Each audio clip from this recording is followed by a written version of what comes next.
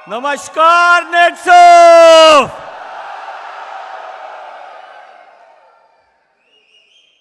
सफर में मुश्किल आए तो हिम्मत और बढ़ जाती है। कोई रोक दे रास्ता तो जुर्रत और बढ़ जाती है।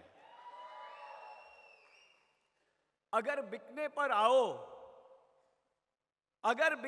आओ तो टूट जाता है दम अक्सर। अगर बिकने पर आओ तो टूट जाता है दम अक्सर। ना बिकने का इरादा रखो तो कीमत अनमोल बन जाती है।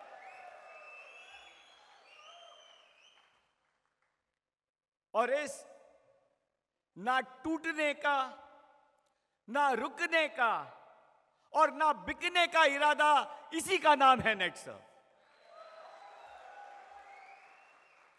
न हम टूटेंगे, न हम रुकेंगे, न हम बिकेंगे। एक बार आप क्या बोल रहे थे, मुझे अच्छा लगा लेकिन समझ में कुछ नहीं आया। क्या कह रहे थे आप?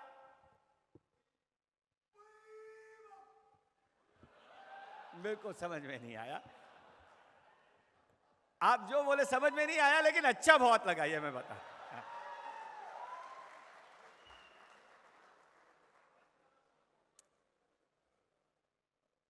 तो जैसे मैंने कहा, ना बिकने का इरादा रखो तो कीमत अनमोल बन जाती है। और नेक्सफ के मेरे इस अनमोल रत्नों का इस साल के एनुअल इवेंट में मैं आप सबका गोवा में स्वागत करता हूं।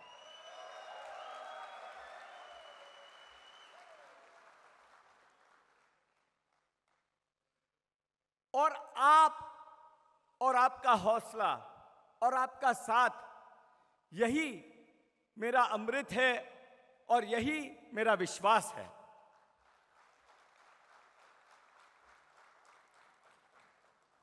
और ये अगर साथ है तो कोई माई के लाल में और कोई भी समय आए, कितनी भी विपदा आए, हम रुकेंगे नहीं, हम टूटेंगे नहीं और हम बिकेंगे नहीं। ये मैं आपसे वादा करता हूं।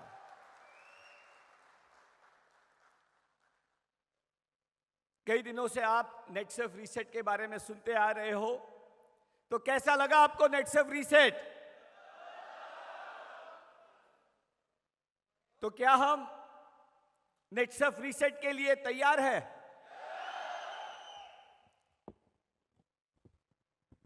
तो क्या है ये रीसेट? कैसे करेंगे हम ये रीसेट?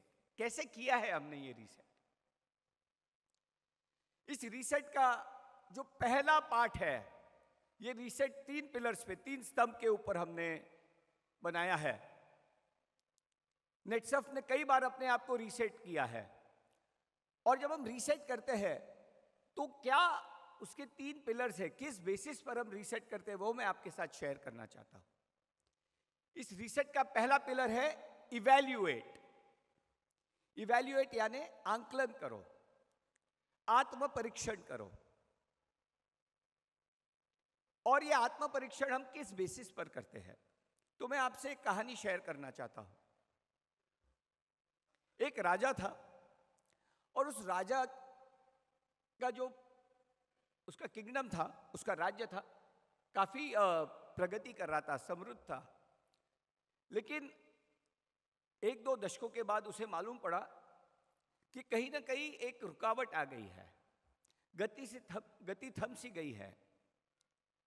उसे क्या करना क्या नहीं करना ये समझ में ही नहीं आ रहा था। उसे अपने किंगडम को आगे ले जाना था, उसे अपने राज्य को और बढ़ाना था, उसको और समृद्ध करना था। तो उस राजा को 3 प्रश्न सता रहे थे कि सबसे अच्छा समय क्या होता है, कोई भी चीज करने का सबसे अच्छा समय क्या होता है, और सबसे सही व्यक्ति कौन होता है। दूसरा प्रश्न था, उस कार्य करने के लिए या जिंदगी में एक सबसे सही समय क्या, सबसे अच्छा समय क्या होता है। दूसरा, सबसे करेक्ट राइट आदमी, सही व्यक्ति कौन होता है। और तीसरा जो प्रश्न था उसका कि सबसे महत्वपूर्ण क्या बात है। और उसे यह मालूम पड़ गया था कि अगर इन चीजों का वो जवाब हासिल कर ले तो वो अपने राज्य को फिर और उसको विकसित कर सकता है और समृद्ध कर सकता है। उसने कई महीनों तक इस प्रश्न पे अलग अलग जो लोग होते हैं, अलग अलग ऋषि मुनियों से, अलग अलग जो उसके दरबारियों से, अलग अलग जो इंटेलिजेंट लोग होते हैं, होशियार लोग होते हैं, वाइज लोग होते हैं, विद्वान लोग होते हैं, उन सब से उसने ये प्रश्न पूछा और हमेशा उसको जवाब ऐसे मिले कि वह कन्विंस नहीं हो पाया। किसी ने कहा कि सही समय वो होता है जब आप प्रातः काल में उठते हो, किसी ने कहा सही समय वो होता है जो भविष्य वाला आपको बताता है, किसी ने कहा सही समय वो होता है जब आप सबसे कॉन्फिडेंट फील करते हो। सभी उत्तर राइट भी थे और सभी उत्तर कन्विंसिंग भी नहीं थे। अच्छा आदमी वो है जो आपके लिए बॉर्डर पे लड़ रहा है, शूरवीर आदमी सबसे सही आदमी है। सबसे सही आदमी वो है जो आपके राज्य के लिए सबसे ज्यादा उत्पादन करता हो, इकोनॉमी को बढ़ाता हो। सबसे सही आदमी वो है जो लोगों को पढ़ाता हो।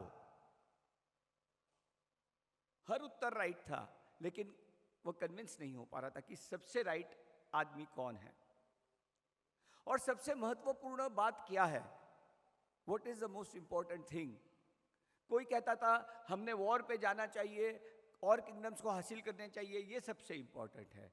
कोई कहता था हमने खेत खलियान बढ़ाने चाहिए, व्यापार बढ़ाना चाहिए, ये इंपॉर्टेंट है। कोई कहता था लोगों को शिक्षण देना चाहिए, विद्वान बनाना चाहिए, ये इंपॉर्टेंट है। लेकिन उसे उसका उत्तर नहीं मिल रहा था। तो उसने एक वैरागी के बारे में सुना था कि बहुत ही विद्वान आदमी है और वो जंगल में अपना जीता था, किसी से मिलता नहीं था और अपनी जिंदगी जीता था, लेकिन उसने उसके विद्वत्ता के बारे में सुना हुआ था। तो वो राजा निकला अपने महल से अपने सैनिकों के साथ उस वैरागी आदमी के पास, उस विद्वान के पास निकला। जैसे वो गया, उसके कुटिया के पास पहुंचने वाला था, कुछ कोस पहले उसने अपने सिपाहियों को कहा कि बस यहां मैं आपका साथ छोड़ूंगा, मैं एक साधारण व्यक्ति की तरह जाऊंगा क्योंकि मैं उसे जानता हूं। अगर मैं एक राजा की तरह गया तो वो मुझसे बात भी नहीं करेगा और शायद मुझे सही उत्तर भी नहीं बताएगा। मुझे उस आदमी से अपना उत्तर जानना है।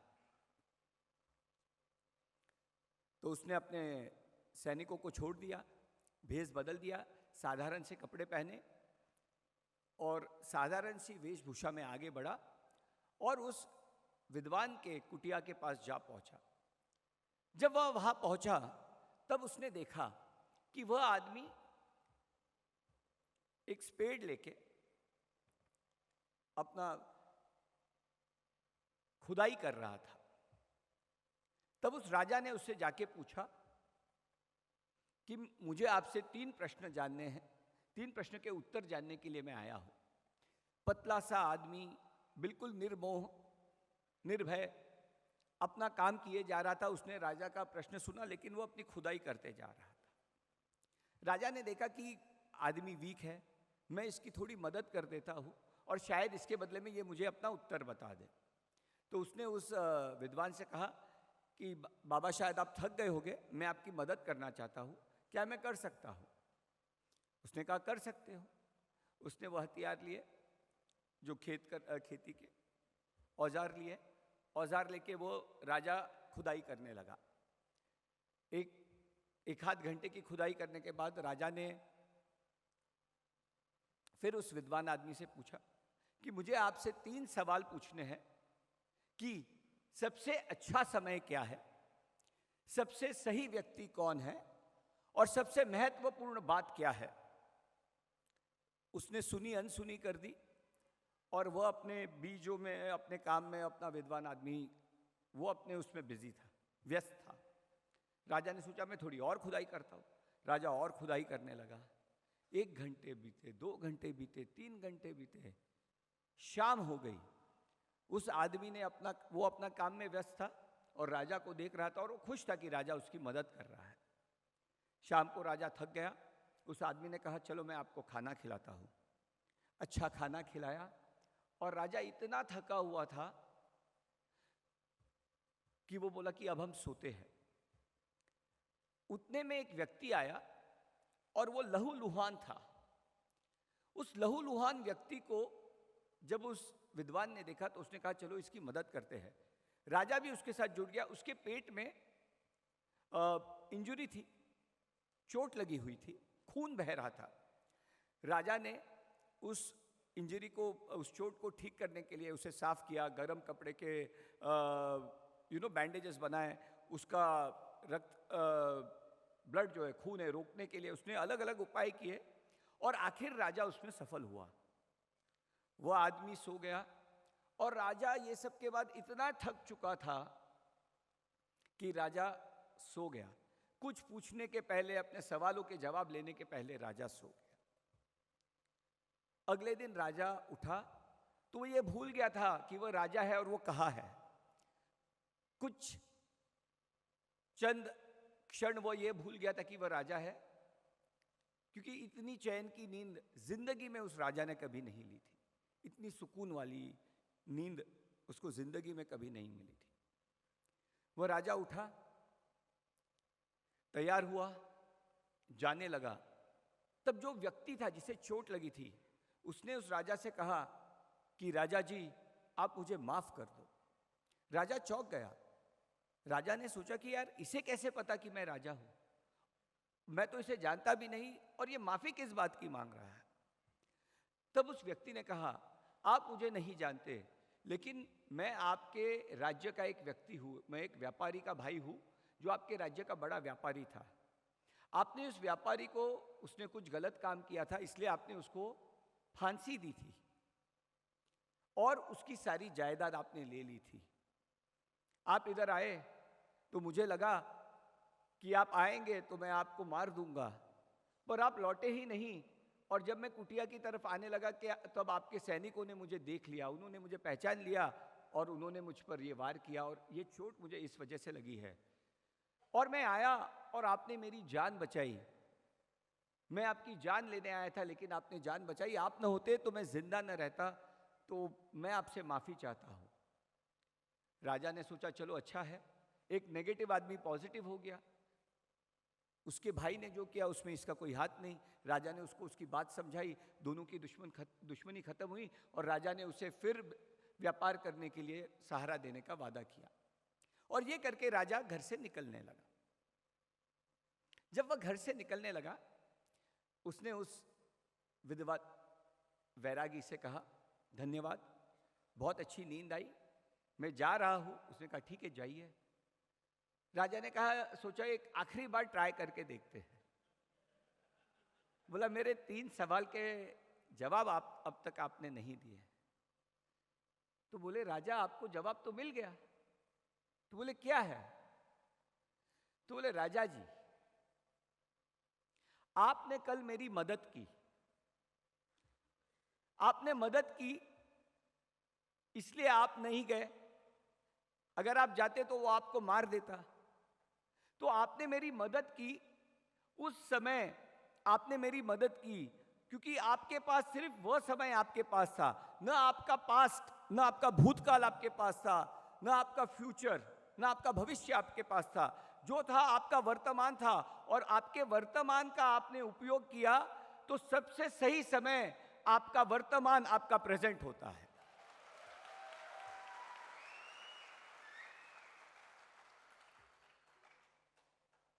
आपने मुझ पर तरस खाया। मैं एक बूढ़ा दुबला आदमी था, वीक आदमी था। आपने मेरी मदद की तो आपके पास सिर्फ मैं ही था और मेरी मदद की इसलिए आप बच गए। तो सबसे सही व्यक्ति वह होता है जो आपके साथ उस वक्त होता है। तो आपके दूसरे सवाल का जवाब यह है कि जो आपके साथ है वह सबसे सही व्यक्ति है।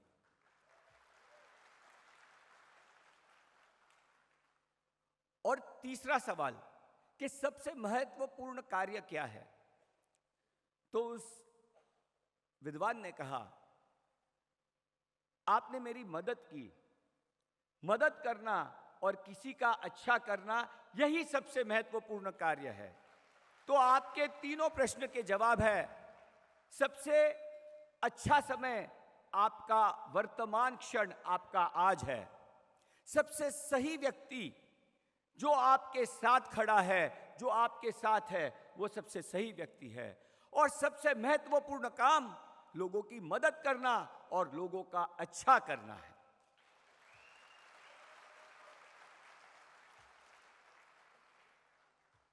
और नेटसर्फ हमेशा यही तीन कार्य करता है।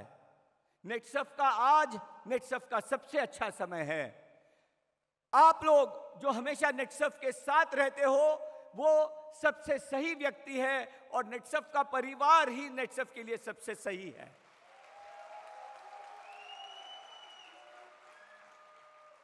और इस परिवार के द्वारा देश का अच्छा करना, दूसरों का अच्छा करना, दूसरों की मदद करना, दूसरों का अच्छा करना, यह सबसे महत्वपूर्ण काम है। और इन्हीं तीनों प्रिंसिपल्स के ऊपर नेटसर्फ हमेशा अपने आप को इवैल्यूएट करता है।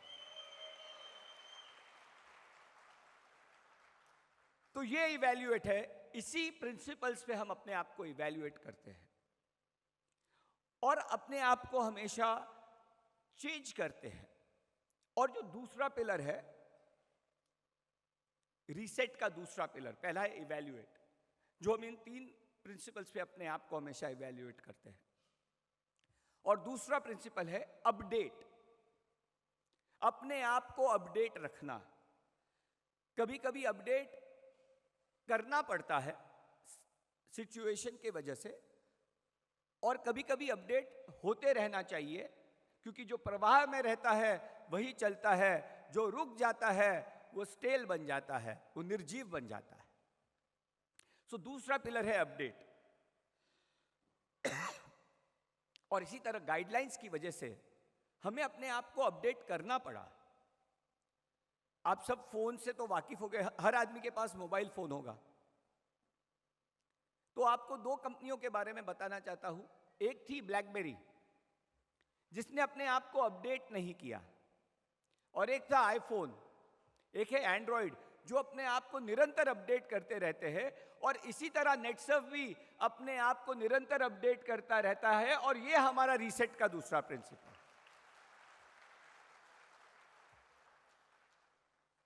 लेकिन जैसे कि मोबाइल का उदाहरण दिया, कभी कभी अपडेट करने के बाद पैचेस लगाने पड़ते, तो वो पैच हमने लगा दिया है। क्या आप इस पैच से खुश हैं? क्या ये पैच लगने के बाद आपका ऑपरेटिंग सिस्टम ठीक हो गया है? और इस अपडेटेड और पैच वाले ऑपरेटिंग सिस्टम के साथ हम आने वाले वर्ष में एक नया धमाका करने वाले हैं। और जो तीसरा पिलर होता है वो है communicate. Update, evaluate, update and communicate. Third pillar is communicate. अगर रीसेट आपको होना है तो तीसरा पिलर है कम्युनिकेट। एक आपको हमारे पुणे की कहानी, पुणे की कंपनी है, पुणे की कहानी बताना चाहता हूं। पेशवा के बारे में आपने सबने सुना होगा। बाजीराव मस्तानी के कारण तो सबने ही पेशवा के बारे में सुना। तो इन्हीं पेशवा घराने की एक कहानी है। पेशवा घराने में एक जो पेशवा थे, उनके चाची को उस पेशवा से दिक्कत थी, और उसने उस पेशवा के चाचा को उस पेशवा के अगेंस्ट भड़काया कि ये आदमी गलत कर रहा है, ये आपको मारने वाला है, तो इसके ऊपर आपने कार्रवाई करनी चाहिए। चाचा था, बातों में आ गया, लेकिन खून का रिश्ता भी था। तो उसने अपने सैनिकों से कहा कि नारायण राव, पेशवा उनका नाम था, कि नारायण रावला धरा, धरा मतलब पकड़ो। उसने वो चिट्ठी लिख के सैनिकों को दे दी। तो जो चाची थी उसने उन सैनिकों को रोका, और वो ध को मिटा के उसको मां कर दिया, और उसका मैसेज बदल दिया, नारायण रावला मारा। तो इसको कहते हैं ध का म करना। धरा का मतलब है पकड़ा, और मारा का मतलब है मार दो। और इसीलिए लाइफ में अगर आप क्लियर कम्युनिकेशन नहीं करते हो तो हमारे पुणे में और महाराष्ट्र में कहावत है कि ध का म हो जाता है, पकड़ने की जगह आप किसी को मार देते हो। और इसीलिए क्लियर कट कम्युनिकेशन करना यह बहुत सबसे महत्वपूर्ण और सबसे इंपॉर्टेंट बात है और सबसे इंपॉर्टेंट पिलर है। हमने जो अपडेट लाया था, कहीं ना कहीं आप आत्म परीक्षण कीजिए, शायद हमने जैसे उसे कम्युनिकेट करना चाहिए था उसे हमने कम्युनिकेट नहीं किया है। और ये कम्युनिकेट नहीं करने के वजह से हमें प्रॉब्लम्स आए हैं। मैं मानता हूं पैचेस की जरूरत थी, तो हमारा जो काम है हमने कर दिया है, पैचेस लगा दिए हैं। तो पहले जो नेटसर्फ की रिस्पॉन्सिबिलिटी है नेटसर्फ ने पूरी की है, हमने इवैल्यूएट किया है और हमने अपडेट किया है। और अभी नेटवर्क की रिस्पॉन्सिबिलिटी है कि इसको हर व्यक्ति को कम्युनिकेट करना है। और इस तरह अगर हम इवैल्यूएट, अपडेट और कम्युनिकेट ठीक से करेंगे तो आने वाले साल में हम डबल से भी ज्यादा ग्रोथ ला सकते हैं।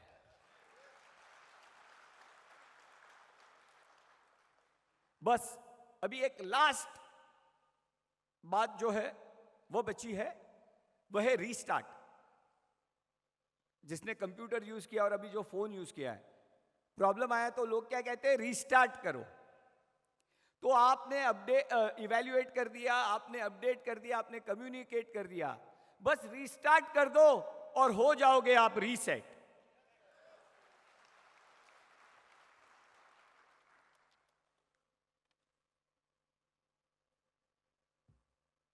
सबसे शौर्य किसमें ज्यादा होता है? सबसे शौर्य उसमें ज्यादा होता है जो सबसे तकलीफ के समय में, सबसे कठिनाई के वक्त एक दूसरे के साथ खड़े रहे। और आप लोग पिछले 1 साल से तकलीफों से गुजर रहे हो, कठिनाई से गुजर रहे हो, लेकिन फिर भी आप हमारे साथ खड़े हो। और मैं इस बात के लिए आप सबका तहे दिल से आप सबको थैंक यू कहना चाहता हूं, शुक्रगुजार हूं मैं आप सब।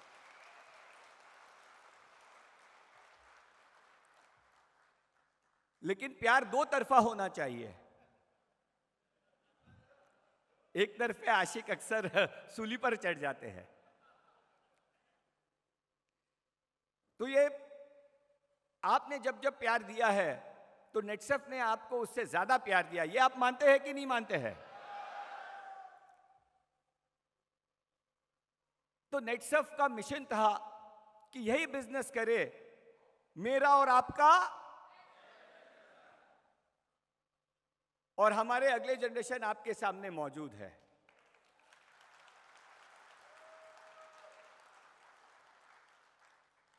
आपके भी अगले जनरेशन के कुछ लोग हमारे साथ मौजूद है, साहिल है, कुणाल चौहान है, और भी लोग जुड़ रहे हैं। तो जो मैं बोलता हूं वो मैं डेफिनेटली करता हूं।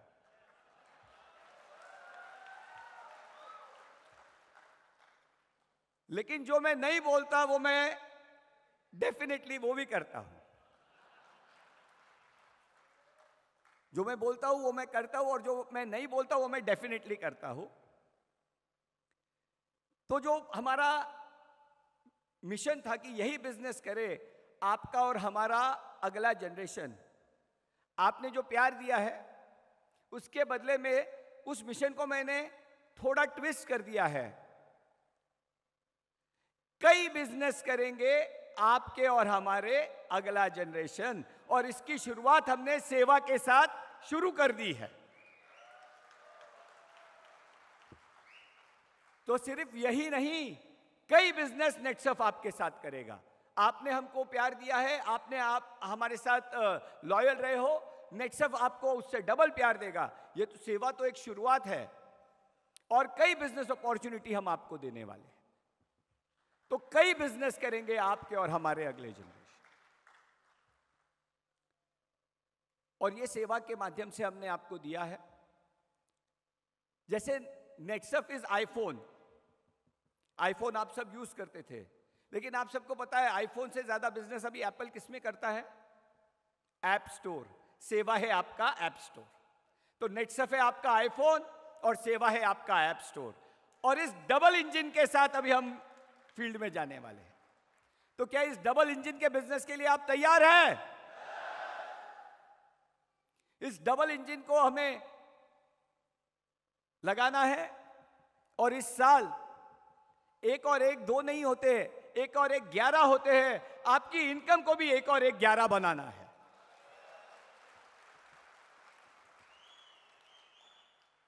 आई थिंक काफी समय लिया है, काफी दिनों से माइक हाथ में आया है तो ज्यादा बोल बैठा। तो क्या समाप्त करें या एक लास्ट स्टोरी सुनना चाहेंगे?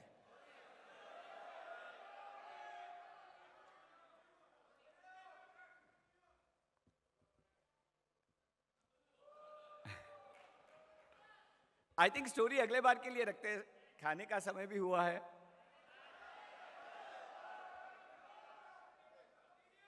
तो चलो संक्षिप्त में बताता हूं कि नेटसर्फ का पर्पस क्या है। तो एक कहानी है, the man who planted trees.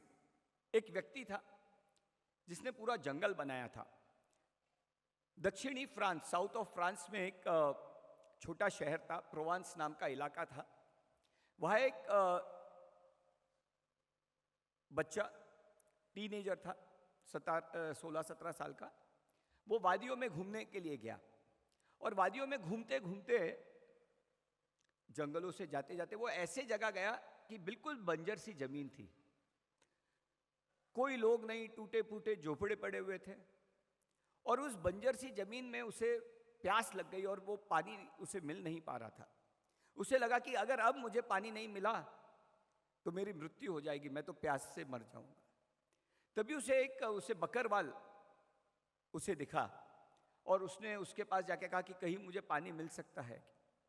उस बकरवाल ने उसे उस पानी के सोर्स बताया। एक छोटा सा पानी का प्रवाह था, स्प्रिंग था। उसने कहा कि आप उधर जाके पानी पी सकते हो।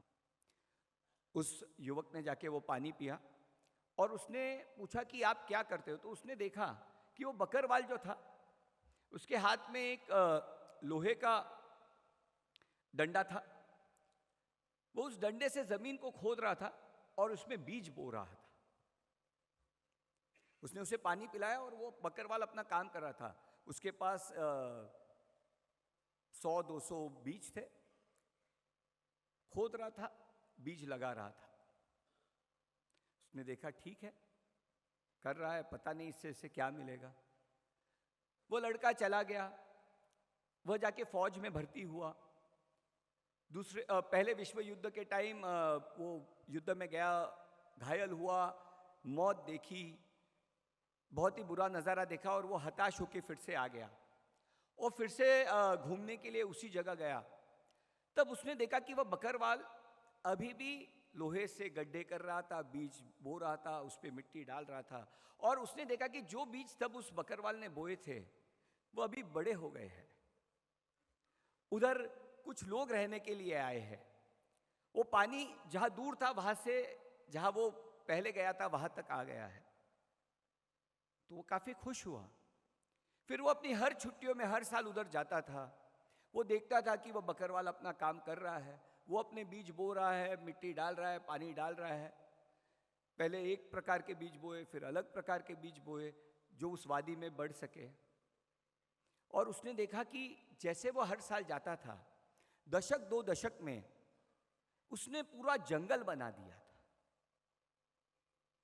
फ्रांस के गवर्नमेंट को लगा कि ये जंगल पता नहीं अपने आप बन गया है, कुछ है, तो उसने उसको प्रोटेक्टेड इलाका बना दिया कि भाई अब ये जंगल खराब नहीं होना चाहिए था। उन्हें पता भी नहीं था कि ये कोई बकरवाल है जिसने ये सब बनाया है। वो बकरवाल को पता नहीं था कि गवर्नमेंट ने उसको एक प्रोटेक्टेड इलाका बना दिया। अपना काम कर रहा था, बीज बो रहा था, मिट्टी डाल रहा था, अलग अलग। और वो बकरवाल जो था उसको ये भी मालूम पड़ा कि कुछ वर्षों बाद वो बकरवाल के जगह उसने बकरवाली का काम छोड़ दिया। तो उसने पूछा कि क्यों छोड़ दिया। तो उसने कहा कि ये बकरियां जो है पौधे बड़े होने के बाद खा जाती है। और उसने अपना काम बदला और वो मधुमक्खी का पालन करने लगा कि एनवायरनमेंट के लिए वो ज्यादा ठीक रहेगा। और 2 दशक के बाद जब उधर गया तो उसने देखा कि पूरा जंगल वहां बन गया था, पूरी नदी बहने लगी थी और 8-10 हजार लोगों का एक छोटा शहर बन गया था। लोगों को लगा कि किसी नेचुरल फिनोमेनन की वजह से हुआ है। तब उस इंसान ने जाके उस फॉरेस्ट ऑफिसर को बताया कि इस बकरवाल की वजह से ये जंगल बना है और उसके इस कार्य के वजह से ये जंगल बना है, और उसके कारण प्रकृति का एनवायरनमेंट अच्छा रहा है, लोग इधर आके बस गए हैं, इकोनॉमी अच्छी हुई है, प्रकृति अच्छी हुई है, और एक अच्छा उसने शहर बसा लिया है। एक बकरवाल ने ये काम किया। तो बस नेटसफ का भी यही पर्पस है। आप बैठे, यहां बैठा हर एक व्यक्ति एक बकरवाल है जो रोज गड्ढा खोदता है, रोज उसमें बीज डालता है, रोज उस पर मिट्टी डालता है और रोज पानी डालता है। उससे ये परवाह नहीं है कि उसे क्रेडिट मिलेगा या नहीं मिलेगा, पर उसे ये पता है कि इससे समाज में प्रगति होगी और समाज का अच्छा होगा। वो क्रेडिट के लिए काम नहीं कर रहा है, लेकिन कुछ अच्छा हो सके इसके लिए काम कर रहा है।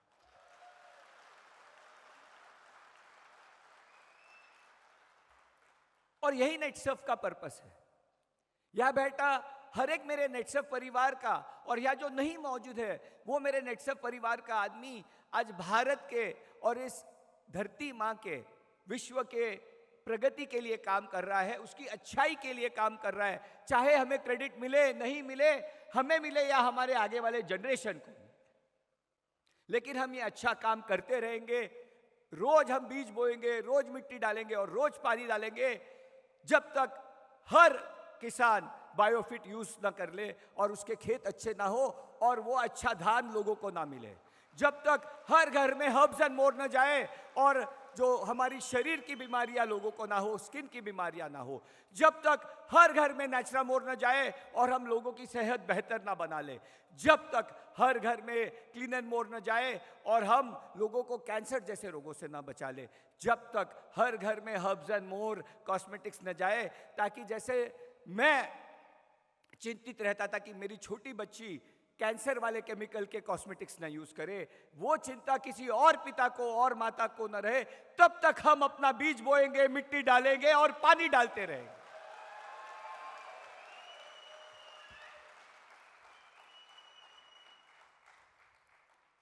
तो ये है नेटसर्फ। तो क्या इस पर्पस में आप मेरे साथ हो? तो क्या आप रीसेट हो? Evaluate, update and communicate, that is Netsurf reset. हर दिन नेटसर्फ, हर घड़ी नेटसर्फ, हर दिल नेटसर्फ, हर धड़कन नेटसर्फ, हर घर नेटसर्फ, हर नेटसर्फ। तो मेरे साथ हर घर नेटसर्फ, हर Netsurf, Netsurf reset, jet set and go. जय हिंद, जय भारत।